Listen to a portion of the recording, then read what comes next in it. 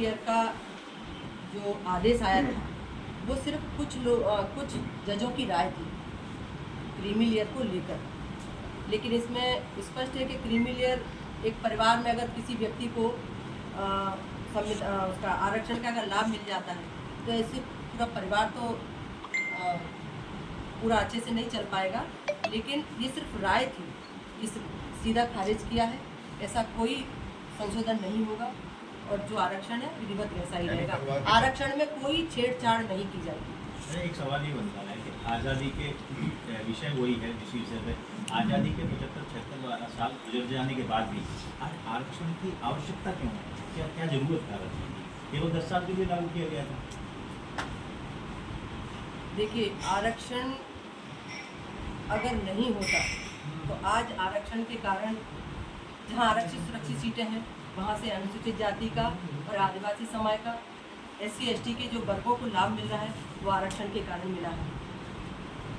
और आज अगर सुरक्षित सीट है जहां से मैं सांसद हूँ, अगर अनुसूचित जाति के लिए सुरक्षित नहीं होती तो मैं भी शायद सांसद नहीं होती। तो इसलिए आरक्षण की ज़रूरत है। और जब तक हमारा SC ST समुदाय, OBC समुदाय जब तक आवश्यकता है, जब तक समाज की सोच एक बराबर नहीं आ जाती, तब तक मुझे लग रहा है इस आरक्षण को रहना चाहिए। क्योंकि आज आरक्षण के कारण ही आज चाहे SC ST को हम कहें, आज विभिन्न अच्छे पदों पर भी है, राजनीतिक क्षेत्र में भी है।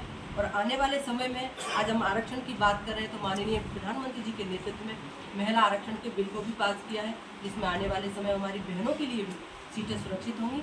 इसलिए आरक्षण जरूरी है। संविधान के 60 वर्ष पूरे हुए तो माननीय हमारे तत्कालीन मुख्यमंत्री गुजरात के, उन्होंने अपने कार्यकाल के दौरान मुख्यमंत्री रहे श्री माननीय नरेंद्र मोदी जी ने संविधान गौरव यात्रा आयोजित की गई और इस यात्रा में संविधान की प्रति को हाथी के मस्तक पर रखकर पूरे शहर में निकालकर एक सम्मान किया गया। लगातार माननीय हमारे दलितों के मसीहा डॉक्टर अम्बेडकर जी का कई बार विपक्ष की सरकार ने अपमान किया है। जैसे कि हम बात करें, कांग्रेस ने अपनी सरकारों में कभी भी बाबा साहेब का चित्र संसद में नहीं लगा, उन्हें कभी भारत रत्न देने पर विचार तक नहीं किया गया। लेकिन पूर्व प्रधानमंत्री श्री अटल बिहारी वाजपेयी जी ने कल्याण मंत्रालय को सामाजिक न्याय और आधिकारिकता मंत्रालय के रूप में बदला और उन्होंने कहा कि एक असमान समाज में जहां अनुसूचित जाति, अनुसूचित जनजाति और पिछड़ा वर्ग अभी भी ऐतिहासिक अक्षमताओं से पीड़ित है, वे चाहते हैं कि यह वह सामाजिक न्याय और सशक्तिकरण है, न कि केवल कल्याण। मंत्रालय का नाम बदलने का हमारा निर्णय कल्याण की अवधारणा की तुलना में समानता और सामाजिक आर्थिक मुक्ति के मूल्यों के प्रति एक मजबूत प्रतिबद्धता द्वारा निर्देशित है। बाबा साहेब के जीवन से जुड़े सभी ऐतिहासिक स्थलों को केवल भूमि व स्थल न मानकर अपितु उनको तीर्थ स्थल का सम्मान माननीय प्रधानमंत्री श्री नरेंद्र मोदी जी ने दिया। हमारी सरकार ने बाबा साहब के जीवन से जुड़ी 5 महत्वपूर्ण स्थानों को भाजपा सरकारों ने विकसित किया और जिनको पंच तीर्थ के नाम में हम जानते हैं। महू में बाबा साहब का अम्बेडकर जी का जन्म हुआ और दूसरा लंदन में शिक्षा भूमि, नागपुर में दीक्षा भूमि, दिल्ली में महापरिनिर्वाण स्थल, मुंबई में चैत्य भूमि शामिल है।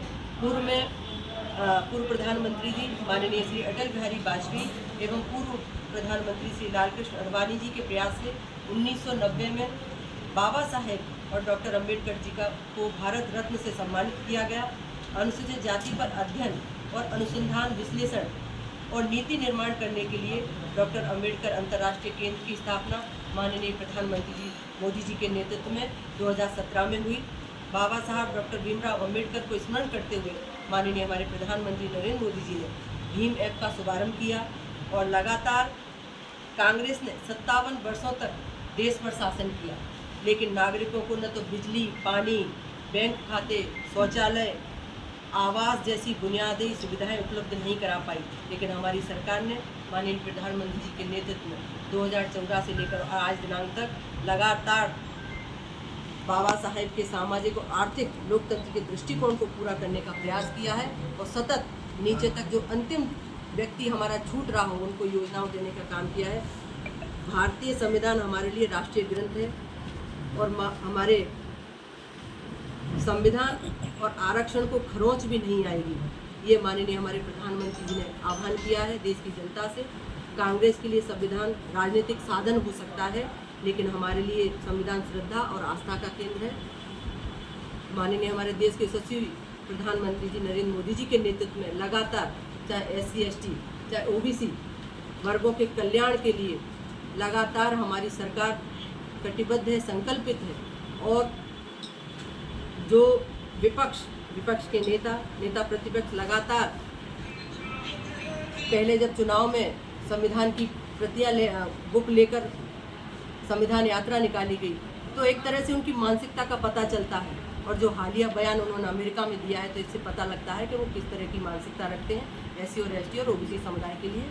लेकिन हम सब, हमारी सरकार चाहे केंद्र में हो चाहे प्रदेश में हो, लगातार भारतीय जनता पार्टी के हमारे सभी वरिष्ठ जन, केंद्रीय नेतृत्व, प्रदेश नेतृत्व और भारतीय जनता पार्टी का पूरा संगठन, हमारा SC और SC OBC जो ये आरक्षण के विषय में जो धारणाएं फैली हुई हैं कि भारतीय जनता पार्टी आरक्षण खत्म कर देगी, ये सिर्फ झूठी बातें हैं। स्पष्ट मैं कहना चाहूँगी आप लोगों के माध्यम से, पत्रकार भाइयों के माध्यम से, और जिस तरह माननीय प्रधानमंत्री जी, जिस तरह हमारे माननीय मुख्यमंत्री जी प्रदेश में जिस तरह अनुसूचित जाति, अनुसूचित जनजाति के लिए, OBC समुदाय के लिए लगातार उन वर्गों के लिए काम कर रहे हैं, उससे हमारी भारतीय जनता पार्टी की सरकार की स्पष्ट अवधारणा सामने आती है कि किस तरह इन समुदाय के लिए हमारी सरकार, हमारे नेतृत्व लगातार इन वर्गों के लिए काम कर रहे हैं।